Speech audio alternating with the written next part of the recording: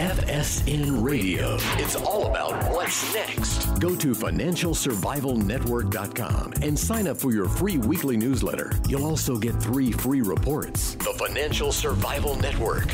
It's all about what's next. Welcome. You are listening to the Financial Survival Network. I'm Kerry Lutz, and it's 2/28/20. We made it through the month. The coronavirus is sweeping the globe, so they would have you believe, but fear, the only thing we have to fear is fear itself. And I always fear when I hear those words because it probably means you should be fearful. But hey, what's your fears? Are you worried about the coronavirus? Are you worried about pandemics? Like to hear what your thoughts are. Why don't you email us, kl@kerrylutz.com. Well, in the meantime, we got gold. It's been over $1,600 the ounce. It's close to $1,650 right now as we speak. And something is going on. Now, I knew when I started watching the gold price go a month and a half ago, nearly 2 months ago, and it was heading towards 1,600. We had Soleimani taken out. It broke 1,600, immediately retreated, then got down to the 1,570 plus range. I knew something was up. I knew something bad was going to happen because this is one market. When they're not manipulating it, you really can get the pulse of things. But somebody who follows it far more than I, whose gold literally is in his blood, good friend of the show, a good friend personally, Andy Schectman. Hey, before I forget, if you got a question, just email kl@kerrylutz.com for Andy or myself, and we'll get back to you. Andy, you run a Miles Franklin Precious Metals Investments, one of the, by far, top tier bullion dealers in the country. You've been at it for a lot of years. So you're the person to go to find out exactly what's going on in these retail, if you will, bullion markets. What has been going on? Thanks, Kerry. It's good to be back, buddy. And it's always good to talk to you. I'd like to take a step back from the retail bullion market, which by and large has been in this country asleep. Gold's reaching all-time highs against every major currency, last week against the euro and the Swiss franc, yet hasn't done so here against a backdrop of a Dow Jones that seems to defy gravity. The attention of the public is not in the realm of precious metals, but I'd like to take you back about a year. Last time I spoke at the Sprott conference, I listed a few charts and a few slides that I think are very, very, very important. In fact, anyone who owns gold, I think, needs to listen to this because it is, to me, the most game-changing watershed moment of my career. And I talked about this last July.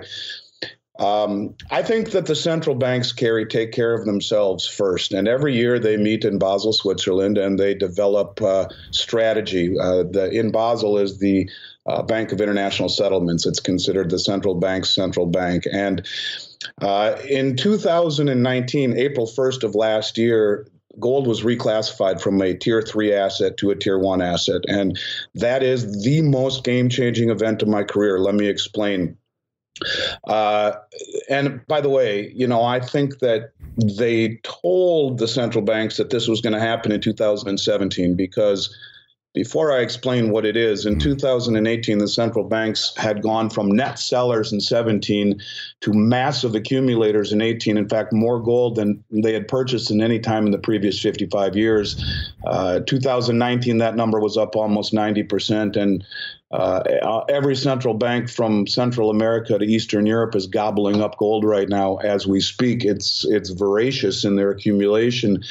But if we go back, a tier 3 asset that gold was labeled would have given central bankers 4 reasons to not own it. And I could never understand, Kerry, why the central banks were always selling their gold. In fact, they all signed on to something back in the late 90s called the Washington Agreement, which was an agreement that limited the amount of gold they could sell to 500 metric tons to not destabilize the market. And I never understood why institutions with all that money and power would shed historical wealth in favor of equities and financial assets. And it became very clear to me with the Basel III Accord. So The Basel III Accord came into effect in 2019. April 1st, gold was reclassified from Tier 3 to Tier 1.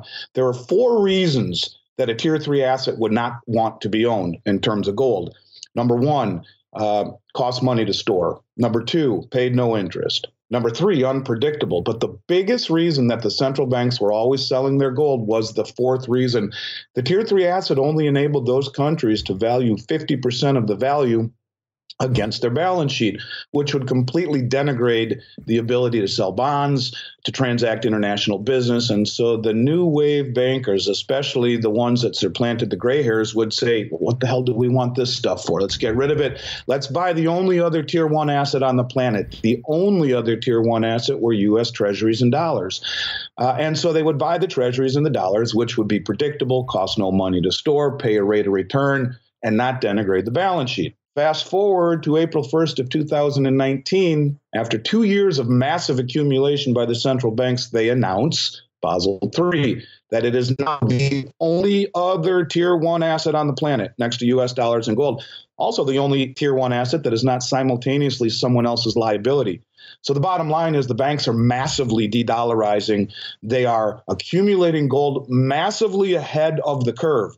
So when you look at a market like yesterday that threw up 3 billion ounces of gold at the thinnest of trading, dumping it on it all at once in an effort to control the price. In other words, nobody sells anything that way. Massive amounts in a thinly traded market. You layer things so as to get your best price. What they were doing was creating, as Jim Sinclair says, MOPE. Management of perception economics. They are trying to control the narrative. And so the bottom line is you have the most sophisticated, well-funded, well-informed, influential traders on the globe, massively accumulating now the only other Tier 1 asset on the planet, gold. Mm-hmm. Yeah. Well, that would make a lot of sense, and that kind of set off the latest wave. But we still have a massive manipulation in the markets, don't we? FSN Radio. It's all about what's next. Lumina Gold, ticker symbol LUM on the Toronto Venture and LMGDF on the OTC, is yet another of legendary mining investor Ross Beaty's Lumina Group. It's advancing the largest primary gold deposit in Ecuador. The resource is estimated to contain 16.7 million ounces of gold and 2.2 billion pounds of copper. At just $7 US per ounce gold equivalent, it trades at an incredible 13% of its net present value. More good news is on the way with an updated PEA study expected in Q2 of 2020. It has unparalleled infrastructure. There's grid power to camp with plentiful, inexpensive hydropower available. It's close to 2 ports and is just 8 kilometers from a paved highway. Water is plentiful. It's at low elevation, and the closest community, which is very supportive of Lumina's effort, is just a 7-kilometer ride. With all this going for it, it's likely to follow the typical Ross Beaty formula, which means big returns to shareholders. Find out more and sign up for notifications at luminagold.com. That's Lumina, Lumina gold.com. The Financial Survival Network. It's all about what's next. Of course, absolutely. I mean, JP Morgan, who has always been accused of being the biggest manipulator, has 6 of their traders right now charged with RICO indictments and for, as the Justice Department claims, actually running a criminal enterprise.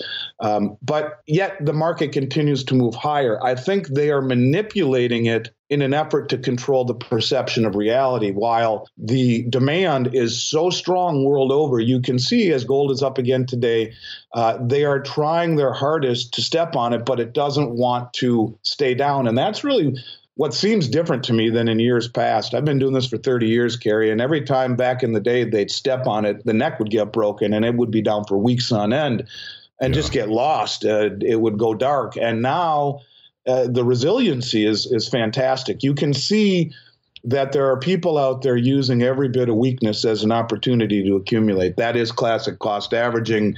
For your listeners who want to try to do as the central banks are doing, that's what you do. You buy on weakness because when you see, again, and I'm gonna really step on this, when you see the most sophisticated, well-funded, well-informed investors in the world who made a declaration that there's only one other Tier 1 asset on the planet, and that's gold other than U.S. dollars and treasuries. When you look at a country like the U.S., it's 120 trillion in debt, with the largest asset of the country being student debt, according to the U.S. Treasury, 1.7 or 8 trillion dollars.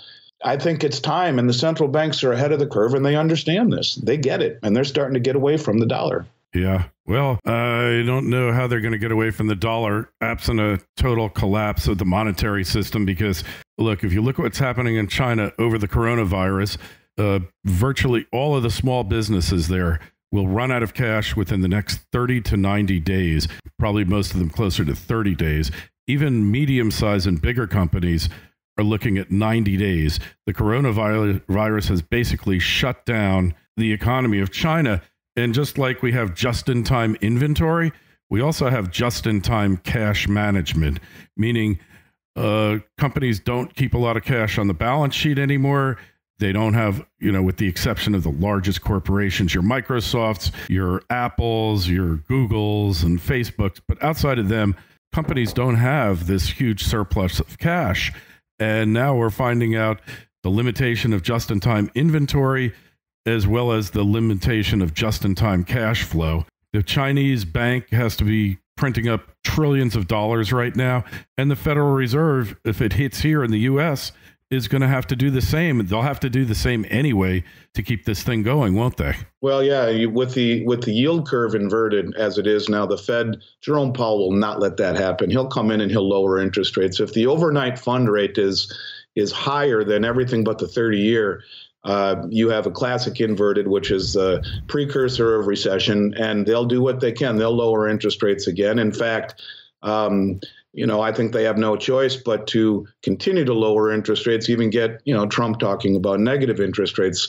At the rates that they're at right now with inflation and money creation, you could argue we are already negative. So put that in context as the comparison to gold. If they're the only two tier one assets and you're already basically going negative on yield in the U.S., what's the incentive for owning it? I don't know that it will be an overnight thing, Kerry, but one of the things that I showed at the Sprott Show that got a lot of buzz was an article that was sent out by JP Morgan Private Wealth. That's the group of JP Morgan that works with the centimillionaires and the billionaires. And they said to all of their depositors, we want you to mitigate your exposure to the U.S. dollar because we believe the dollar will be challenged for singular world reserve status at some point. So that's JP Morgan saying that. Bottom line is that I think that there is now alternatives. And when you talk about things getting bad, typically, the elite are ahead of the curve. In fact, one of the things that's always stuck with me, I was once a financial advisor way back when, and Series 7 licensed in every state in the country. And when you take your Series 7 test, it's a book about yay thick. It's a week-long class. And I'll never forget, I was 19, 20 years old and doing this. Yeah. It was one paragraph, and it said the little man rule. And it said the little man is always behind the trend, always after the trend is established. And when you look at the massive accumulation since 2018 by the central banks, to me, they are setting the trend ahead of the little man. So when we talk about retail sales in the U.S., as I mentioned to you off air, last year we had a very, very strong year. We did more volume in dollar value than we did in 2011 when we were taking 200 orders a day. Last year, we did more volume at 10% of the order volume.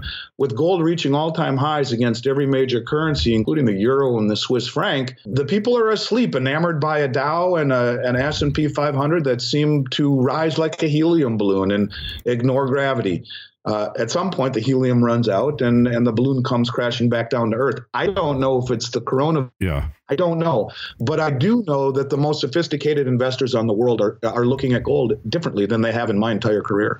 Yeah, and that kind of says it all. And so as far as if you're looking to get into gold right now or silver, what should you be buying here, Andy? As far as silver, I think the 90% coins, dimes, quarters, half dollars minted prior to 1965 are the very best value. And the interesting thing is that in this industry, as you move down in denomination, or you get greater flexibility, smaller pieces, you typically pay a higher premium. Like with gold, you pay more money for a half ounce than a 1 ounce, more money for a quarter ounce than a half ounce, and more money for a 1/10 ounce than a quarter ounce, based upon gold content and premium. With the junk silver coins, dimes, quarters, and half dollars, not only do you have the most flexible utility type of silver you can own, it's pretty darn close to the least expensive, and it's unusual. I like them a lot. And also, those bags, those coins were selling at very handsome premiums in 07, 8, and 9, when the perceived threat of confiscation through President Obama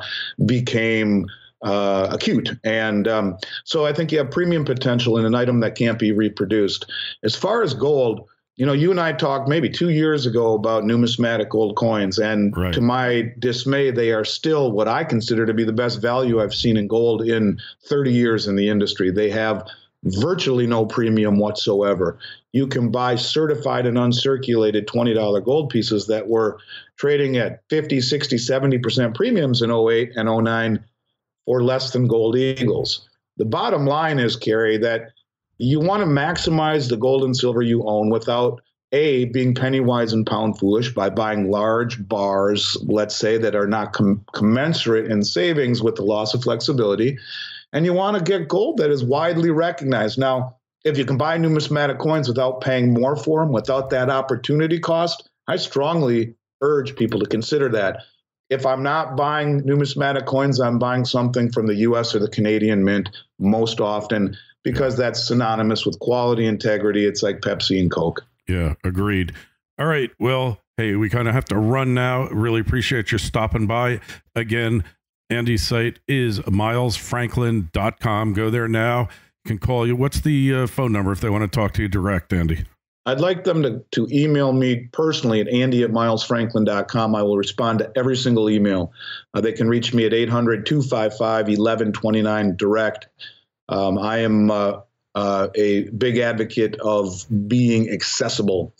I'd like people to try to reach out to me and see that in real time, and I will personally reply to every single email that I receive, and make sure that everyone gets the red carpet Kerry Lutz treatment. And I can attest to the fact that you're always there when you're needed. People easy to get to you, and that's the whole philosophy of your business. Anyway, questions, comments for Andy, myself, you can also email me, kl@kerrylutz.com, and I'll forward them off to Andy.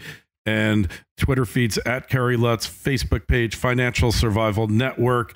And, of course, the home site is financialsurvivalnetwork.com. Andy, it's great having you back. We'll get you back on the regular rotation, especially now since things are really heating up. Have a good day, and we'll talk to you again soon. I wish you the very best, Kerry. Stay safe, and I'm always here when you need me. Thanks for having me on today, buddy. FSN Radio. It's all about what's next. Go to financialsurvivalnetwork.com and sign up for your free weekly newsletter. You'll also get 3 free reports. The Financial Survival Network. It's all about what's next.